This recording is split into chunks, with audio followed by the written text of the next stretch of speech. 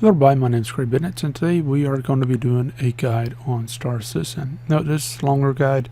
I have a short guide that all you need to know to get into the game, but this one gives you a little bit more explanation, so note that. But anyways, as far as things goes, this, if you want to play the game, not really sure about it, you can actually play it for free. A lot of people don't know this, but you can actually play it for free during Free Flight Week. Free Flight Week is basically a promo that the developers do, CIG, and this is kind of like a full access demo for the week. You get the starter ship, and basically you can do whatever you want from there and experience the full game. Note that you do not get all the high tier ships from the get-go. You have to earn your way to get them. And note that pretty much any ship that's flyable could be purchased. What they do is a lot of time is, say for example, if they release a ship this next update, then an update after that tends to be able to be purchasable in the game, sometimes even rentable in the game. And so I'll explain more about that in a second. But anyways, you can play the game for free for that week, and if you don't like it, then no harm, no foul. But if you do like it, then you can buy a package to keep playing.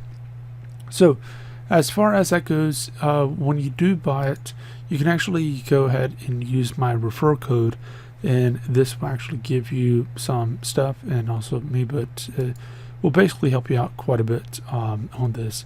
And what you can get if you go ahead and buy a starter package, you can get a ship plus the actual game, or the ship plus game plus a standalone game.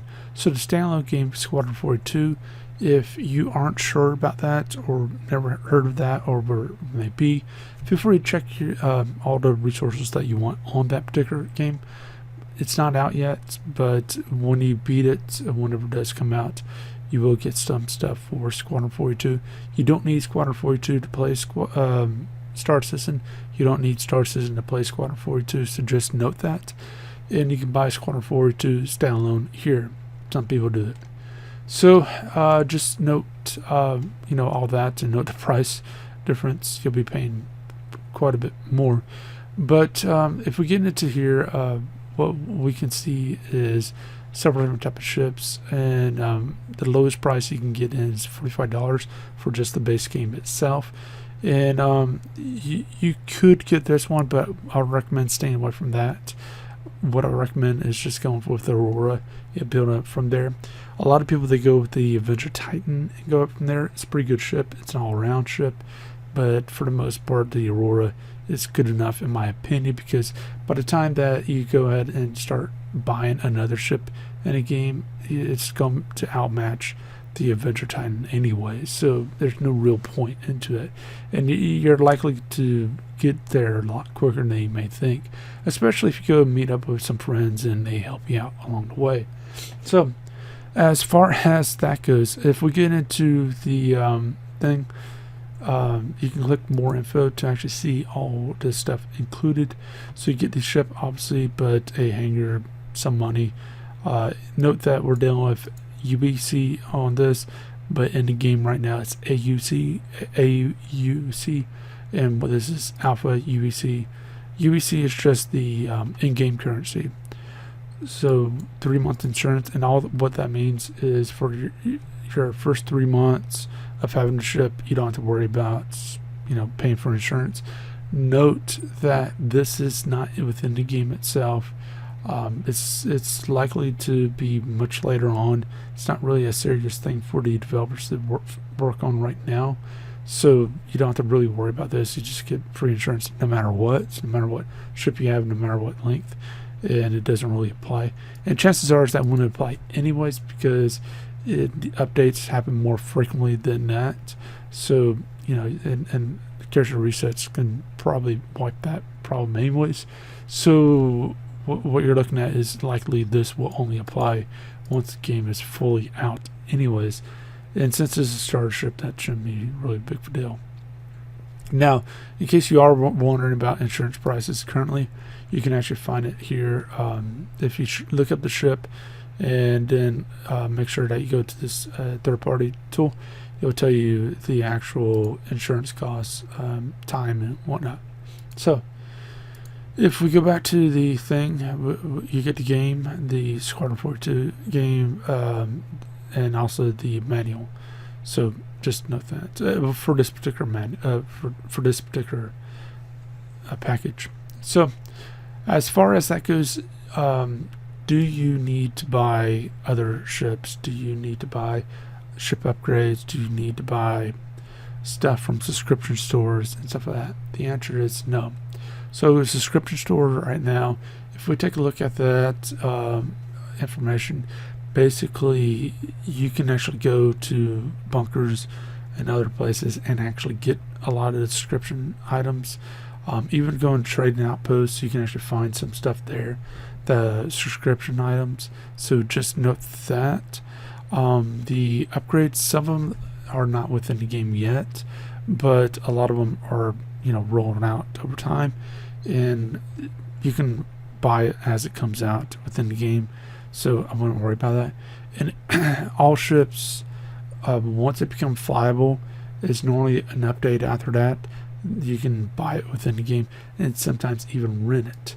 So if we take a look at this, the Constellation, it's a pretty nice ship. If we go to here, we can see that to buy it, it will cost this amount. To rent it, it would cost these amount for a given day. Now if you were to buy it with real money, so just note all that you can actually type up whatever ship and figure out what it takes to buy it, and do a little bit of research and you can figure out where to buy it from. But for the most part, you can buy all the ships, all the stuff within the game, and if not, then you will be able to at some point in the future. So next things next that I want to touch on is the patch notes. Some people will look at this and they get confused by it, and they might actually back off of playing the game. They might see something like database reset, and what the database reset does, it doesn't mean a full wipe.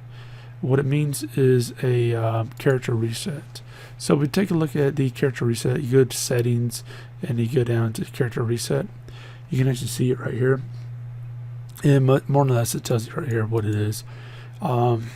All your stuff, basically anything that you buy or whatever, it will be there. Like if you buy a ship or whatever with in-game money, then and the servers are acting right, whatnot, and you do a reset. So if you buy a ship, say a month ago, and come back and say, oh, a bug happened, and you gotta do a reset, yeah, I won't worry about it. Your ship is probably gonna be there.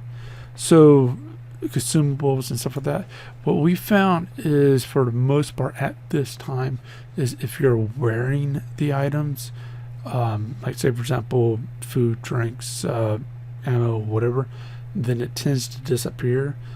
But if it's stored at a location, whether it's an outpost, whether it's a station or a city or whatever, it tends to actually be able to be saved. So just note that. Note that a lot of that stuff.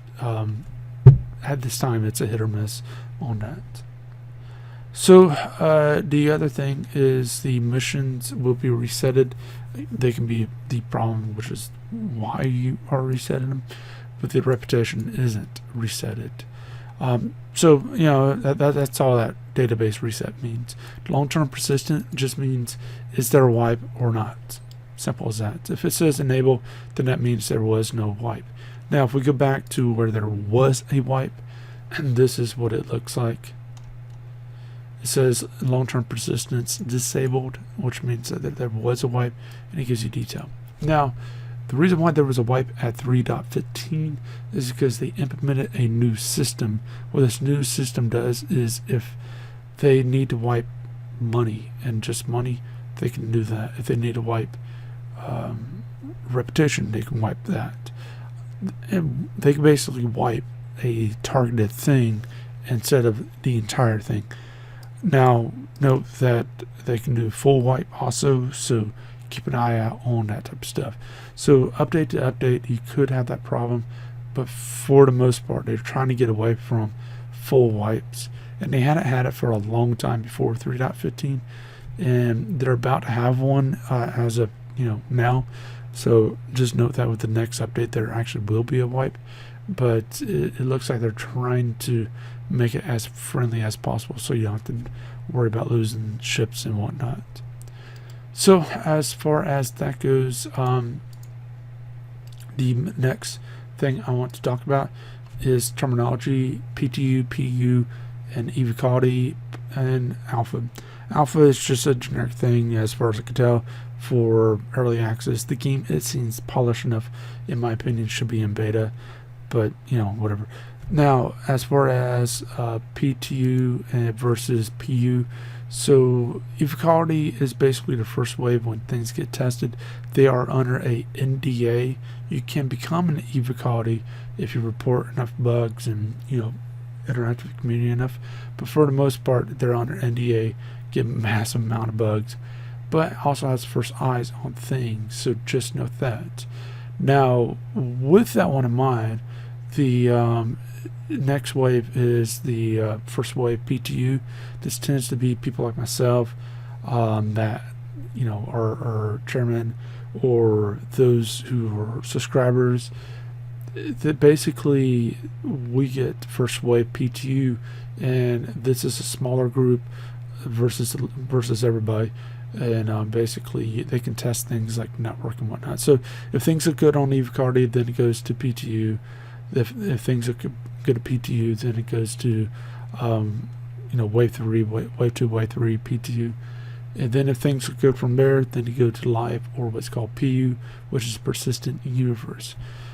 Note, PTU, anything that's done there will be wiped, not transferred over. You get like $13 million within there, so you can basically test whatever you want and play around. I highly advise checking that out if you have access, because you get to play around with ships that you normally would have a struggle getting, because again, $13 million. But this also allows you to figure out the development process and things. Now most people, just like myself, just hang out with PU because everything's there, and you don't have to worry about the mass amount of bugs. Now you still have to worry about some bugs, but it just should be noted that that is the actual main game into itself. So as far as that goes, if you got any questions or whatever, then feel free to leave that in the comment section, and I'll try to answer that as quickly as possible. Leave a like, subscribe, share, and I'll see you next video. Hope you have a great day.